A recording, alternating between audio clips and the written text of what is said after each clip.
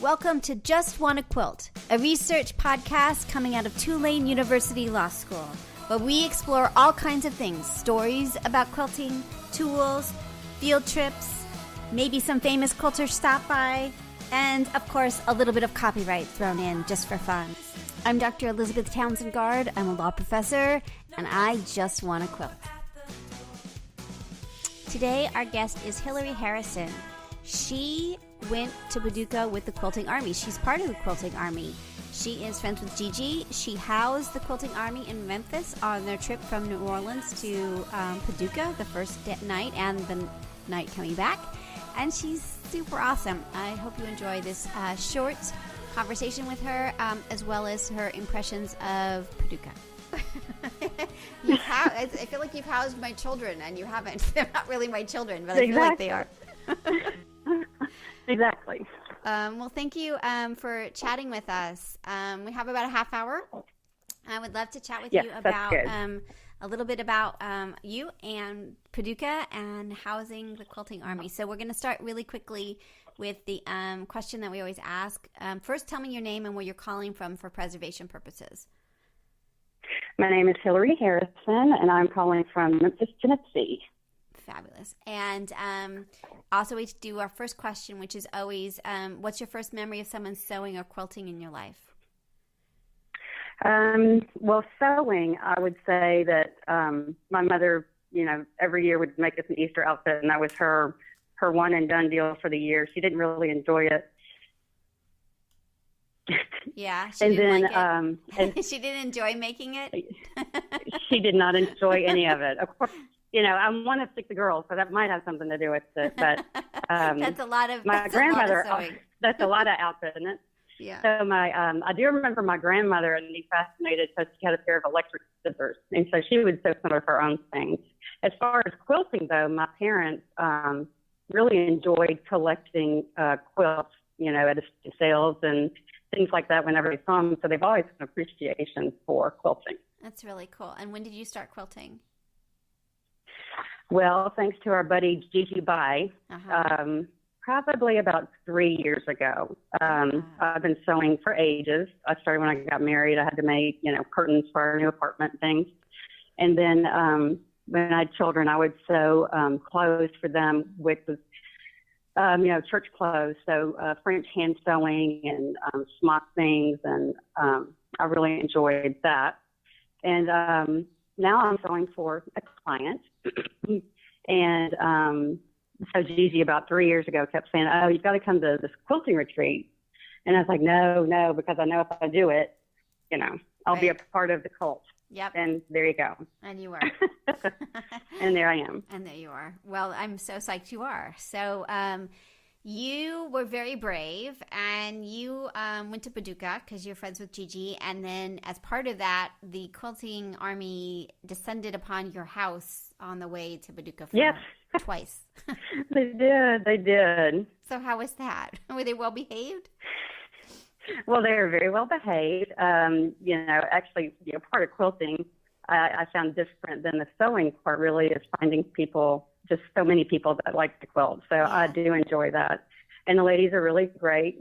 Nobody's the same, but everybody's kind and friendly and very giving and open. Yeah. We had some really good Corky's barbecue while they were here. Fabulous. And it was a good stopover because Paducah's about 3 hours from Memphis, Tennessee. Yeah. So for us, it was 5 hours to your place, and then it was perfect. It made it like a reasonable trip, right? Exactly. Yeah, it was perfect. Cool. Well, and then you went with them. So you went to Paducah. So how had you been to Paducah before? I'd never been to Paducah, and I'd never been to a quilting show, period. Oh, so wow. This was the way to start, I think. I guess so. Yeah, it was fascinating. Enjoyed it a lot. So tell me your impressions of being part. Did it change your vision of what the quilting world was by being part of this huge thing? It was. Yeah, it did. It really did. Paducah impressed me more because it was just, in general, more creative and artistic than I expected Paducah, Kentucky to be. Yeah. I was surprised that they supported all of their arts in such a big way. So, that was a pleasant surprise. I really enjoyed that. The people of Paducah were very nice, of course. We would, are you here with the quilting people? And they talked to us, and they're really nice. And as far as the Quilt Show, of course, it was very overwhelming, the amount of booths they had, and meetings that I'd never even heard of or seen, or that could do things that I could have never imagined. Just being new to quilting.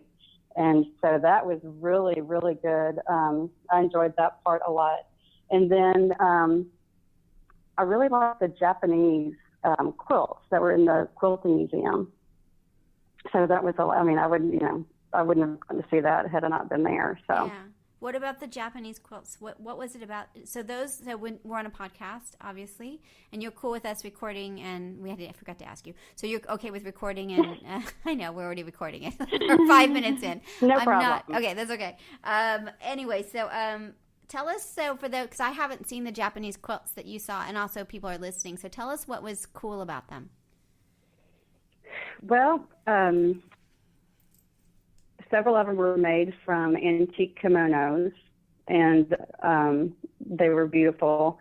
They were all, Japanese quilting, you might as well say American quilting. They were each as different as the quilter themselves. So I appreciated that. And beside each quilt was the story of the quilter and where they lived, and how they took their themes of their quilts from their environment, and just beautiful. And some of them, of course, they're just so intricate. Yeah. They were just really, really beautiful. That's really interesting. Well, but the fabrics were all different fabrics, really. And so it was, but I enjoyed those. That's very cool. I'm really psyched about that. All right. So other thoughts about Paducah for someone who's new to quilting? Would you encourage it, or is it too much? Or what was your thoughts about sort of descending upon Paducah? Well, it was nice to go with Mary Ellen because she had been there before. So she was the only one who knew. And it was very different because I've been to other sewing things that weren't quilting related. And in Paducah, it really spread out through the city. So, there was the convention center, but then there was the pavilion, which was a short walk. But then there are other things that were just kind of more spread out. The Rotary Club, where they had the more antique quilts hanging, the Mary Kerr quilts and things like that. Yeah. And so that was very different. And we had beautiful weather. So I would go with more time to kind of spread it out. Yeah. I would. Yeah. I would get there a couple of days before and see the things that I could see ahead of time. Yeah. I agree. So we haven't figured out if we're going in the fall or not. So if we do that, I think, I think there's just a lot. So you want to sort of see it when it's not full of definitely. People too, That would do it. And I think that would be a different experience too, just the time of year. And then they said it's smaller, and I would think it was probably manageable. It wasn't crowded. Yeah. But at certain times it was hard to see. And so how is it being part of the Quilting Army, part of JustWannaQuilt? How did that go? It was really great. As far as being at the Quilt Show, or yeah, it was fun because people there are people there trying to introduce their products anyway, so they're very eager to talk to anybody who was interested in hearing their story. Yeah. And but other than that, people are just very open, and that's why they're there, is to really show people what they have and what they're doing. So it's very easy. And then as being part of a research group, they're very interested in making sure, I guess, that, we have accurate information, that's great.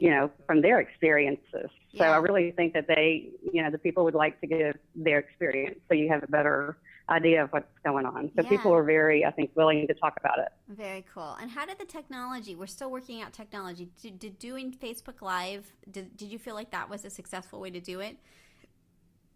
Or so we've used all kinds of different things, right? We've done like GoPro and like video, and like Now this trip we tried Facebook Live, and I'm still not sure if we're at the right technology. Well, Facebook Live was interesting because, some people, of course, are better at being on camera anyway. I mean, you're going to lose some people just by them saying, I don't want to be on Facebook Live. Yeah. So I don't think that it's going to be just a one answer. Yeah. I think also that maybe us taking some videos to maybe give you, so when you interview them, we can put it together. That might make more sense. Yeah. Because, I think that's probably the way to go. Interesting. Because people, we felt like people weren't really, I don't know. It was, it was busy at times. So if we're talking to somebody who's in a booth selling things, they don't have time. She's spending her time, right. Yeah, and I think you would, and if we could just take a video and you could interview her, that would be better, I think. Yeah. In my opinion. And I think my goal, at least when I was at the shows, was to sort of make an impression enough that they know who I was, so that when I contacted them later for a full interview, they were like, oh, yeah, you're the one that was blah, blah, blah. So I think it's just making an impression. Exactly.